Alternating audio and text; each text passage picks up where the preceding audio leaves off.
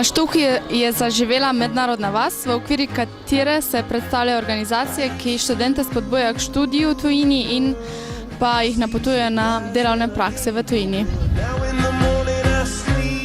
V bistvu pripravili smo mednarodno vas za študente naših fakultet, da se boljše spoznajo z mednarodnimi društvi in kaj vse jim ta nudijo, kot članom in tudi nečlanom. Potem pa tudi razne izmenjave, Erasmus, Cepos, Erasmus Mundus, Comenius, da se vsak najde. Težko je, imaš velik nabor programa, ampak da se najdeš sam, moraš kar dosti preštudirati, tako da to je najlažji način približati študentov. Tako, če potegnemo nekakšno črto na študijem v tujini, se mi zdi, da je najbolj popularen oziroma vsaj največ vemo o programu študija v tujini Erasmus. Zakaj se vam zdi, da je temu tako? To ime se je najbolj primilo, bil je najprej poznan, največ ljudi se je odločilo za to obliko izmenjave, zato bo tudi z naslednjim letom se bojo ukinile ostale oblike in bo samo še Erasmus for all, ki bo se še razširil in vključeval druge izmenjave. Zakaj pa je pomembno študirati v tujini? Človek nekako osebnostno zraste, vržen si v novo okolje, na novo se moraš spostaviti, kulturni šok je, spoznaš nove prijatelje, nov način učenja oziroma dela, odvisno zakaj se odločiš, tako da v življenju vsakega je to zelo pomembna izkušnja. BEST je kratica, ki pomeni Board of European Students of Technology.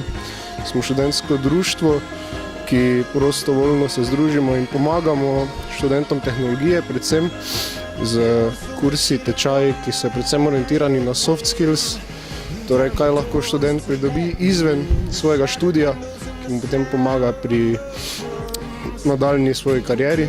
To so predvsem sposobnosti, kot so prezentacija, management in mnoge druge. Imamo akademski in neakademski del, tako da vsakič, ko je zabava, je tudi resni del zraven. Tako da imamo dobro razmerje med obojim. Kakšen pa je odziv študentov? Zaenkrat v naši skupini sodeluje 20 rednih članov, pa letos okoli 10 novih članov. Si pa prizadevamo dobiti čim več novih članov, saj delamo vsako leto na zelo velikih projektih, ki so v bistvu namenjeni študentom. Delamo pa vse prostovoljno, tako da dobra volja, to nas žene naprej. Zadnja izkušnja iz tujine je bila moja študijska praksa, ki sem jo opravljala v tujini in sicer na Kanarskih otokih. Kako pa to, da si se odločila za tako prakso v tujini? Ne vem, želja je bila že kar nekaj časa, da čim prej pobegniti nekam v tujino. Pol pa zato se nekako probala izkoristiti eno z drugim. Študijske izmenjave me nikoli niso pritegnile, ker me moti predvsem to, da je dosti povezan alkohol ponovadi s temi izmenjavami, jaz pa sem se sama želela iti delati. In tudi ta način dela, torej delo turistične animatorje me je zanimalo, če pa še lahko to delam v tujini, pa še toliko boljše. Pa boš šla kdaj v tujino ali bo zaenkrat ostala v Sloveniji? Ja, mislim, da bom v kratkem spet počasi mogla spet malo zapustiti Slovenijo. Se pa potem toliko lepše vrniti domov.